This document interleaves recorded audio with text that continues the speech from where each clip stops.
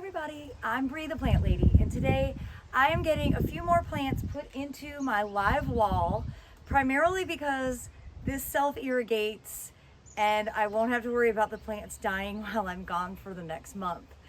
Now, I have an uneven number of plants because I didn't actually buy anything that's in the wall for the purpose of growing in the wall, and getting it organized is making my obsessive compulsive brain go a little bit crazy. But I'm gonna go ahead and get it done. I've got a mix of Coleus, Plectranthus, Trial Dianthus, and 4 tomatoes. Usually I don't grow tomatoes in the wall. My plan is that I'll reevaluate this entire planting when I get back, because I really like this to be a solid planting of just brightly colored Coleus and make it like really dynamic. But I'm gonna go ahead and take advantage of the system that it is, because it's literally the only thing I own that is self-irrigated. So I'm gonna go ahead and put it on time lapse. On this side, I'm gonna be using the veggie mix from Soil Cube because I don't have any more of the potting soil that I used for the other side. All of these plants I think actually prefer the compost because it holds more water and nutrients.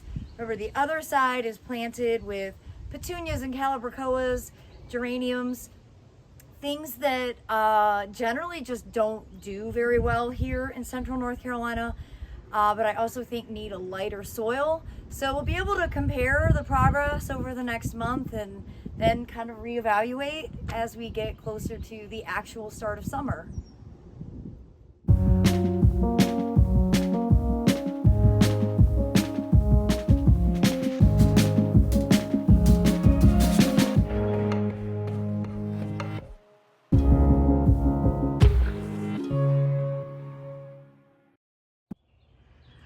Well, I actually think it looks pretty good, even though it's not as symmetrical as I like. And on the bottom, I only have one plant, but that's okay. The real point here is it's gonna water itself. These plants won't die in my absence. And then to give you an update on the other side, which is definitely the sunnier side, I could always flip it. I think the calibrachoas and stuff would probably be better in a little less sun, but everything's growing really well right now. We haven't really been hot, so this is certainly not the test of their capacity for heat, but I'm glad to see that things are settling in, and I'm really glad that I've gotten these other plants installed so that I will feel confident that they won't die while I'm away. Well, everybody, I certainly look forward to sharing an update when I return in late May. And in the meantime, I'm wishing you all the very best for a wonderful spring growing season. As always, thanks so much for watching, and happy gardening.